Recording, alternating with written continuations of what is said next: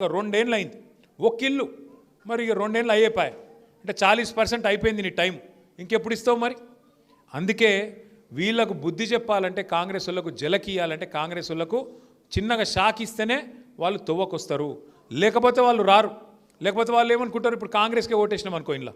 మళ్ళీ ఎలక్షన్ వచ్చింది పోయి కాంగ్రెస్కే గుద్దుదాం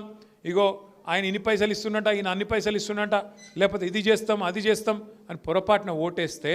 ఏం జరుగుతుంది అంటే కాంగ్రెస్ వాళ్ళకి కానీ ఇంకోళ్ళకి కానీ ఏమనిపిస్తుంది అంటే మేము ఏమి ఇవ్వకపోయినా ఏమి చేయకపోయినా మాకే ఓటేస్తుర్రు మేము 2,500 ఇస్తామని చెప్పి మోసం చేసినా మాకే ఓటేస్తుండ్రు 100 రోజుల్లోనే 6 గ్యారంటీలు అని చెప్పినాం తులం బంగారం అని చెప్పినాం స్కూటీలు అని చెప్పినాం 4,000 పెన్షన్లు అని చెప్పినాం